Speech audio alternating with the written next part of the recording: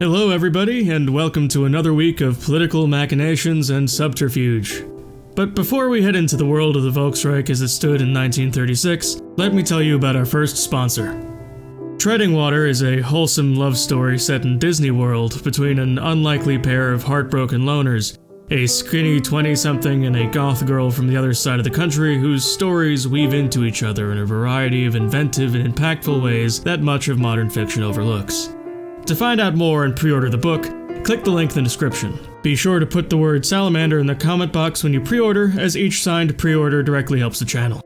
Thanks again to our sponsor, and on to the video.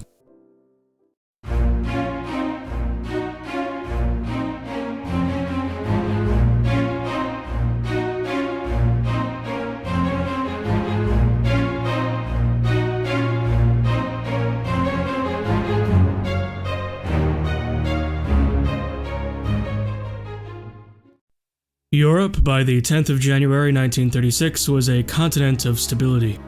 A stubborn peace in Europe had been preserved by way of an international hegemony sustained by the 30th Parallel League.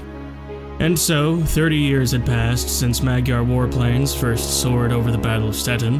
Magyar oil fueled the military and industrial aspirations of the Aksu and Ming empires, and any state which fell outside of the system would have the proverbial tap turned off on them in regards to oil. The Magyar flag was changed to a more dynamic style to represent a more dynamic age. It is notable that during this time, the Russian exclave communities in these three countries respectively were able to cross Ming, Magyar, and Aksu borders with greater ease, leading to an explosion in the number of ethnic Russians within these three territories, going from roughly 3 million in 1906 to 7 million in 1936. The opposing alliance, consisting of the Volksreich, Ireland, and Japan, was formalized into the Eurasian Alliance. The Eurasian Alliance was stalwartly inward-facing.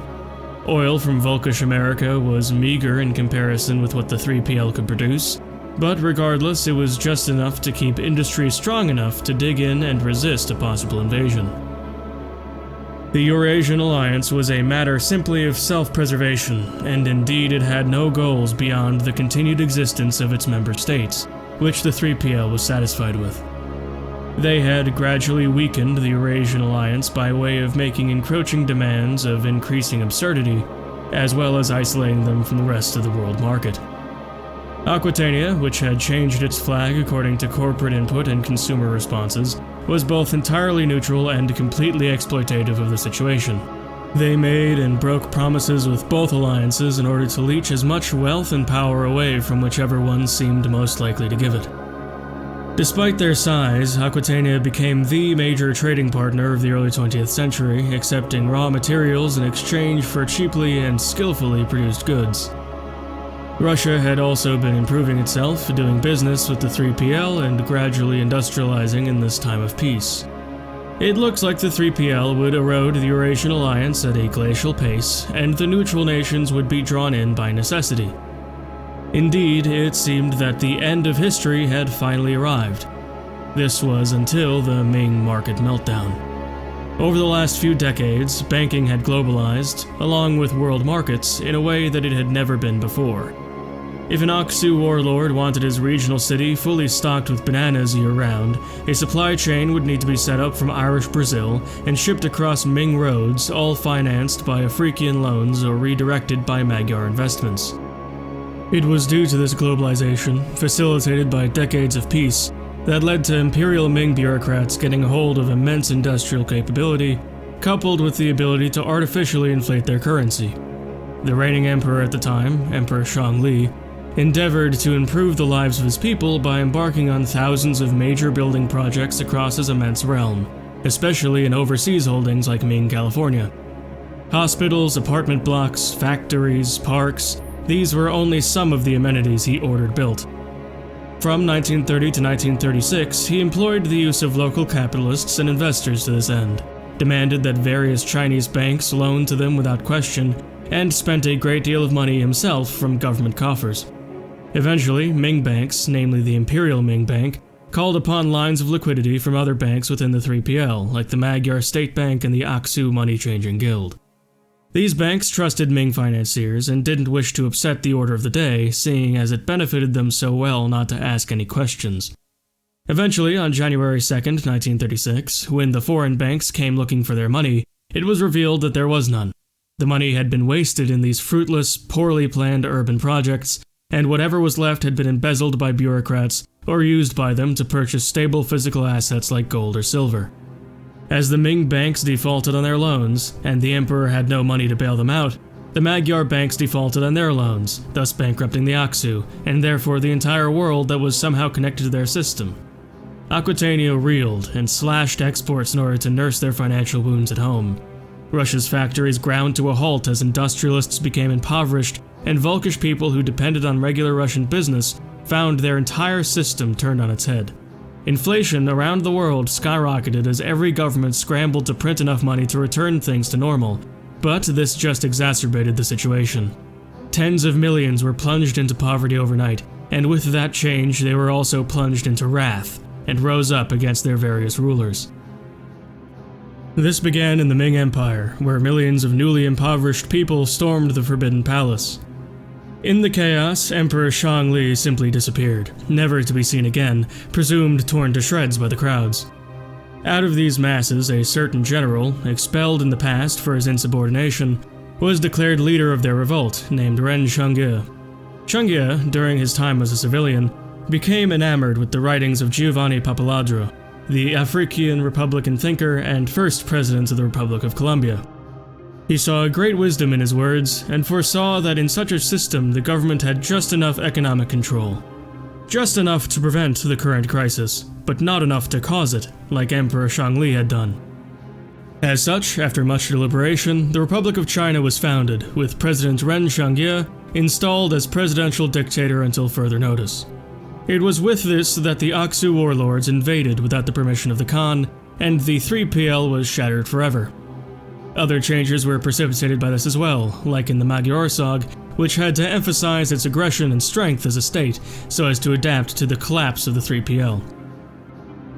One of the most important changes, however, was that the anarcho-liberalism of Aquitania's Janek Gayo became much more radical than it already was. Gayo, in an attempt to save himself and his ideology from the discontent of the people, proclaimed that anarcho-liberalism was an ideology which needed to be exported without delay or hesitation. He proclaimed that as long as any state existed which did not respect the rights of citizens or the will of the market's invisible hand, the society of wealth and prosperity that the Night Watchman protected would all be for naught. It would always be threatened and undermined by the less enlightened powers of the world. The market meltdown was the fault of those foolish aristocrats, and as such they must be dealt with. Executive Janek Gayo began to fund and export countless rebels to places like Russia, the Magyarország, Ireland, Japan, and Africa. Most of the world, in the midst of the most dire financial crisis in human history, became livid with them for their manipulation and subterfuge. On the 21st of February, 1936, the Volkisch Communist Party, calling itself Socialistische Theorie in modernen militarisierten Europa, shortened to Stimme, suddenly became incredibly active. Long sitting on the sidelines of political discourse, Stimme suddenly found the perfect time to strike. The party chairman of Stimme, Leon Beck, a Jew from the Verona region of the Volksreich, adopted the narrative of his far-right Aquitanian counterpart, Janek Gayo, but in relation to communism.